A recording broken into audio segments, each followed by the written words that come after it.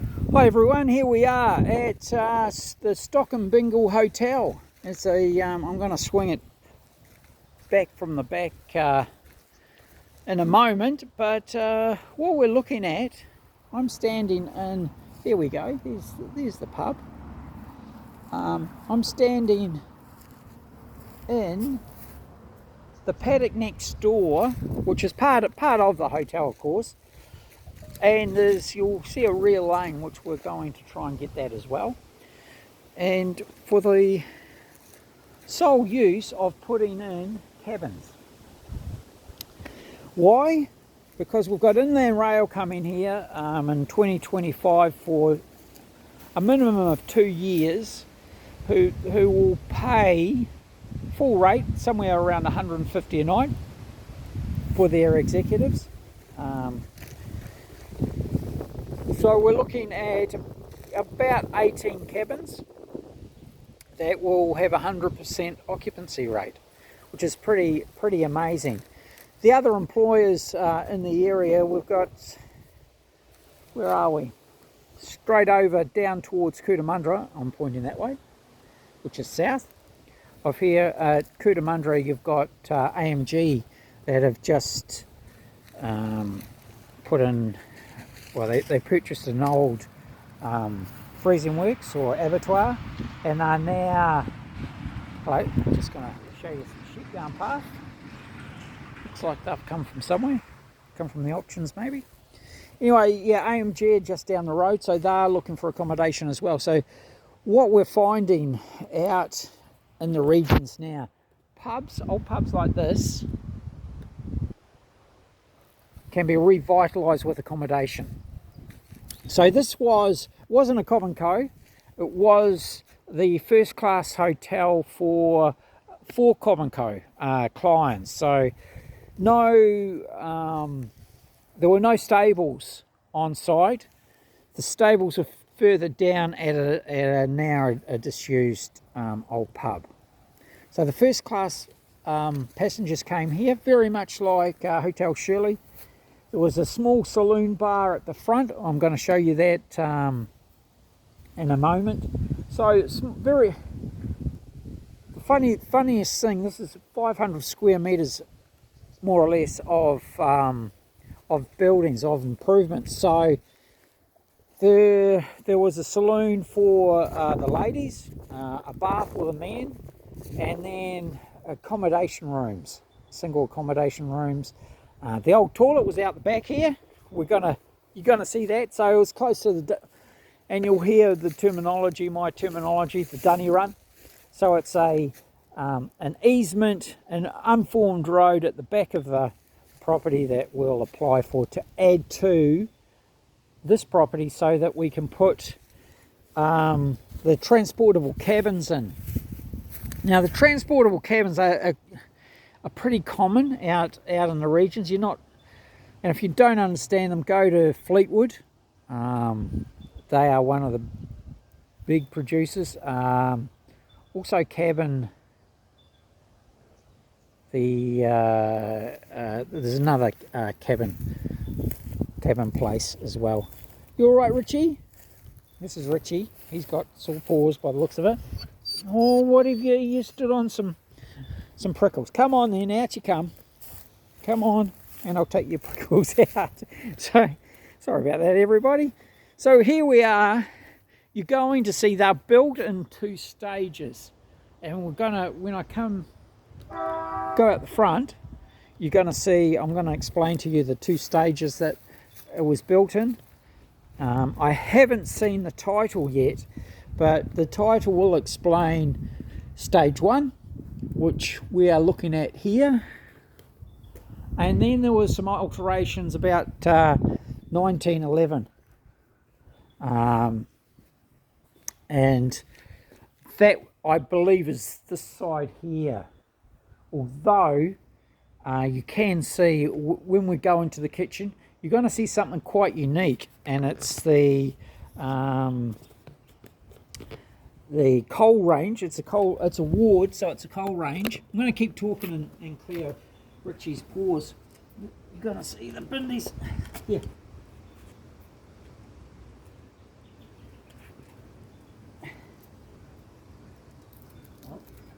Oh, it's a triangle. Yeah, so it's got a Ward cold range in there, and it's also got something really unique, which is a hearth that was just for a fire, which is pretty amazing. So it's on a corner site. Well, I'm going to do the outbuildings first. So we've got a tackle room here at the moment. The old tackle room. Still a tackle room. And probably accommodation for, it could have been a doorman or cook or whatever. They tended to be outside. Now we've got a new garage, 2-car garage on the back. The rear gates, you're going to see over here is that's the old the old toilets. So they used to come out, and here's your easement at the back here. So we're going to get that added to the property, so that you can put in your your cabins. Now the transportals, they come out of Sydney, they're on the back of a truck. Generally three cabins, the Lux end of the cabins. You get 3 per truck, not the 4. 4s are a bit compact because you want to be charging between 150 to 200 a night. There's got to be a bit of space. I do have an example on YouTube of one. I think it was an example of servicing a room, how to service a room, how to make beds, all that sort of stuff. But I did one in it, and it's big enough that it's comfortable, especially if you're paying $150 a night. So I talked about the old outside toilet. Here she is. Can you believe this?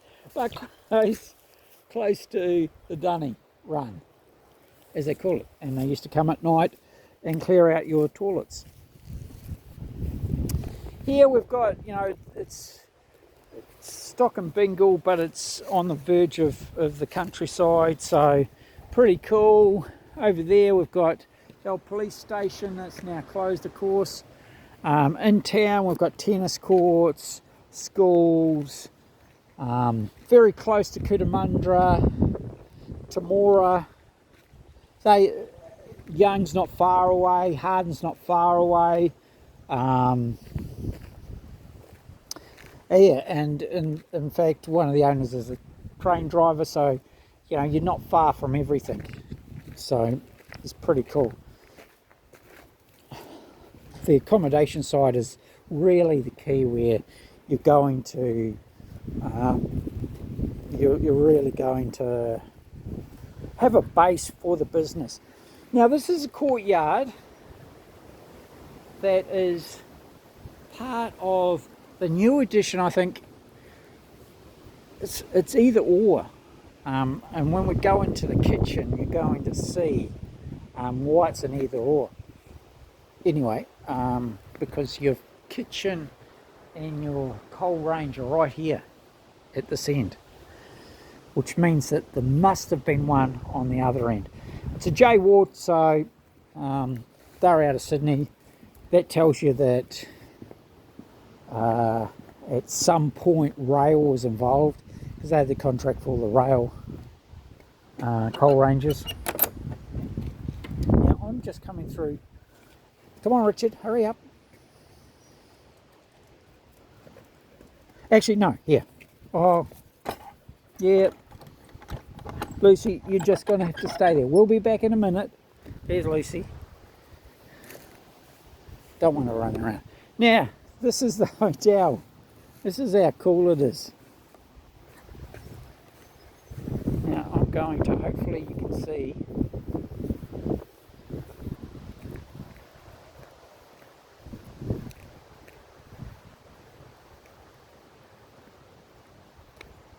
Stockinbingal Hotel.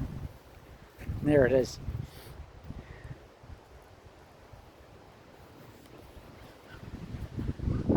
So this end of it is a different part to this end.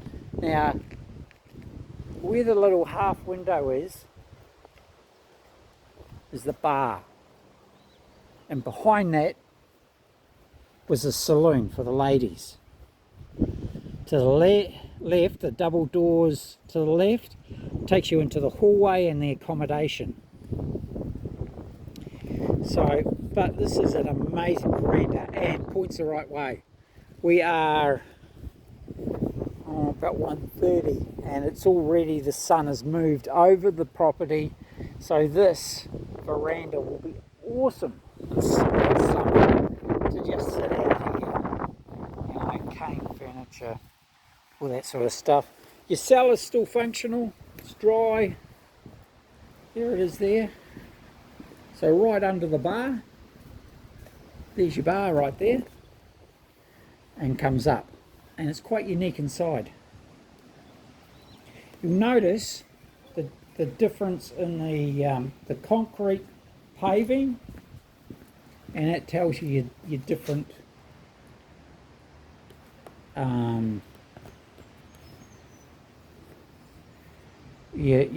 different periods, quite different. You'll notice the vents up the top stop here. So it was remodeled in 1911, and then going down the side. It's just working out one or the other. This kind of looks, it's very hard to tell. But we're going to go inside in a moment, and I'm going to show you what we're talking about. Really unique. Love this one. Love this pub because it's not the old Cove for the general public. It was the first class travellers that stayed. And there's Richard. So it's corner site and goes right down to the next corner, which is good. Technically no neighbours. We're going to enter through the kitchen. So this is the courtyard area. And we're going to go through into the kitchen. Right, bifolds. Just enter straight into your kitchen. Can you believe that? Hello there. That's Lucy. She's just having a sniff. Now, this is the jewel, which is so uncommon. And I can't see, unless there was, and it does look, these bricks down the bottom are clean. Whether there was another coal range there or not, it may well have been. Which is just amazing. Love these coal ranges. Parents cooked on those. So big kitchen. You can come in. Yeah, so this is the old part. May well. Look at those old bricks. This may be the oldest one. The vents are at the top. One's missing its screw, but it's open. Looks like the vents are open all winter, so it's not too cold here. Just an amazing amount. You could, as a commercial kitchen, make this work. But in saying that, I'll put a new, if you're putting in the new accommodation, transportables, I'd transport a commercial kitchen, a cool room, so that you can then have a new cafe, dining area, function area out here for however many you want. Our laundry, and this is our largest room for entertaining internally, and small tables. You'll probably get, what a fabulous fireplace, you'd probably get 25 to 35 people in here. May have been a dining room, can't see any signs of it. There should have been a sign with those clear glass at the top. So we've got clear glass and fan lights all the way through 1, 2, 3, 4, 5 before you hit this wall. That could have been a structural wall. But those parts look like, when we walk through there, it's the bar to the left. This is just a small bathroom now. I'm not too sure. It's got a pressed metal ceiling. Not too sure what that would have been. So we're just going to come down to the top end. So we're talking the north part. So once again, we've got that open fireplace, no grate. To almost tell you that it's the first part, which is kind of odd. Fridge door's going out, so there's one room. 2 rooms. Now that's got the big metal grate in it, built in. Timber ceiling. So timber ceiling down this end of the building. Another double. So we're not seeing any movement of walls at all. But that has an outside door. You have to have a look at that. So, the timber floors now change direction. So, that's either been replaced or this is new, one of the two. So, stepping up and out, that's the bar area with the pressed metal ceiling. That would have come out of Sydney. And it has a split door, which is unusual. And then you can go down into the cellar there. Going into the saloon. Oh, this is the old saloon room where the ladies would have come. Now opened up in as the master suite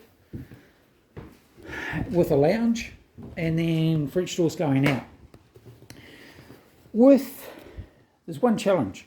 If you put in 18 cabins, 18 even more, if you had 3,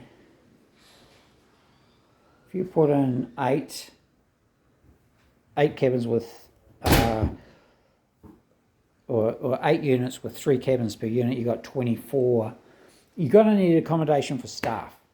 So I would suggest that you use a hotel as accommodation for staff, and then accommodate your customers outside in the cabins. So that's out in the paddock where we've come from. But we're just going to move on through. So the family, come on Richard, out please. Keep walking. That's it. So here we've got one of the main entries, and reception would have been here somewhere. They stopped them going any further with that archway, so the archway down the hallway, and all the timbers lengthways opposed to sideways as it is in the old other wing. So once again, fireplaces. See, that's just a hearth, so either the metal grates have been taken out, or that's the way it was. So these 2 front rooms would have been for customers, which would have been quite a way away from the kitchen. And then we've got rooms for customers all the way down here, accommodation rooms. Just multiple. All dry, had a little bit of movement, some of them, not many, or not much.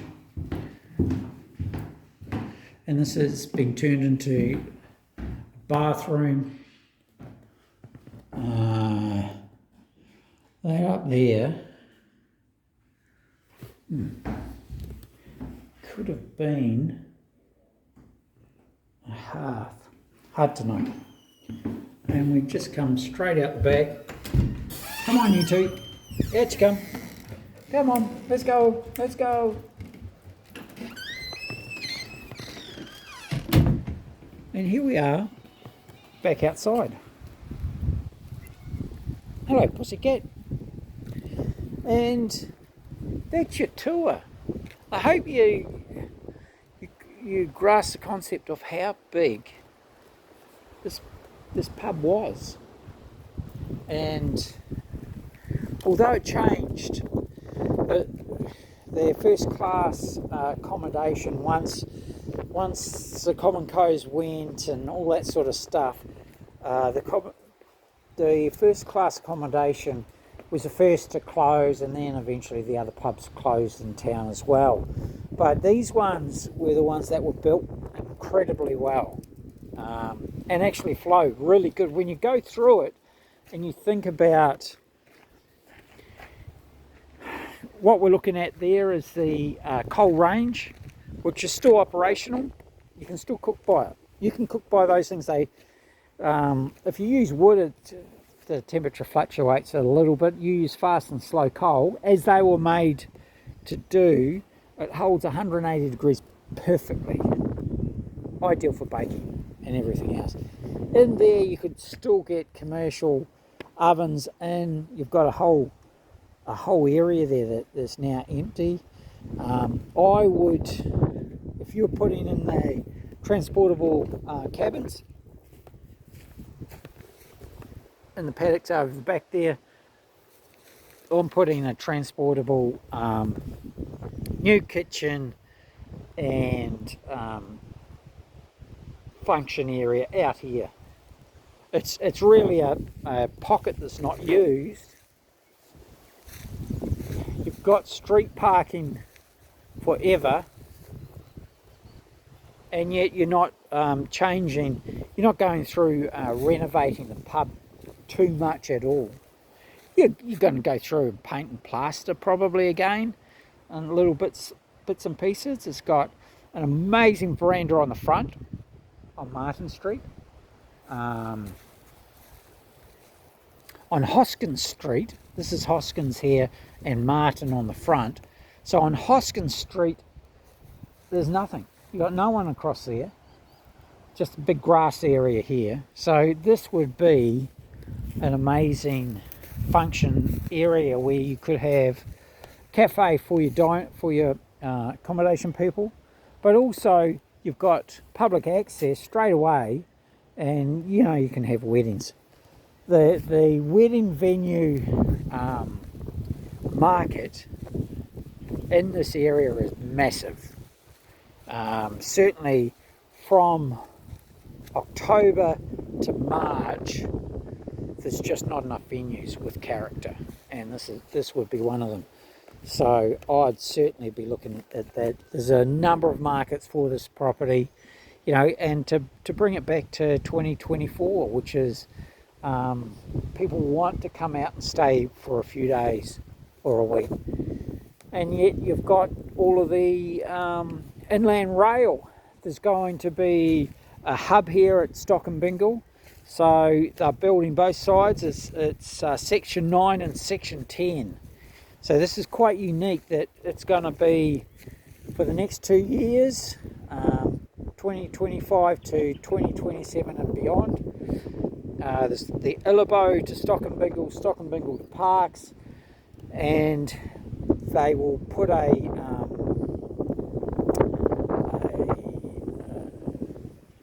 somewhere for their workers to stay, up to 200 workers going both ways, and they need accommodation for their management as well. So, and this is just ideal. These cabins are come out of Sydney. Takes them about 5 days to site them, connect them. Within 7 to 14 days, they're on booking.com and being rented straight away. And chances are, we've got contacts for Inland Rail. They'll sign a 24 month contract at market rates. So it's pretty exciting. Love this pub. Stockinbingal Hotel. It's coming back to life. Massive opportunity. So give us a call, Brian 0402970217, Brian at brianmcmanusrealestate.com. This won't last. This is an opportunity to get into the Riverina and bring this Salt Gill back to life. And it's in good condition inside. How you develop it, I've got some architects you can talk to that have done concept plans for other properties that we've sold, and this is just an amazing place with a number of opportunities that cover each other. You know, you've not only got Inland Rail, you've got AMG with an abattoir 16 k's down the road, desperate for accommodation for executives. So, and that's the market that I'll be targeting, which is pretty cool. So give us a call. This is going to auction on the 25th of the 10th, Inrooms double bay, 11am to 3pm. We've got contracts already. They're ready to go, and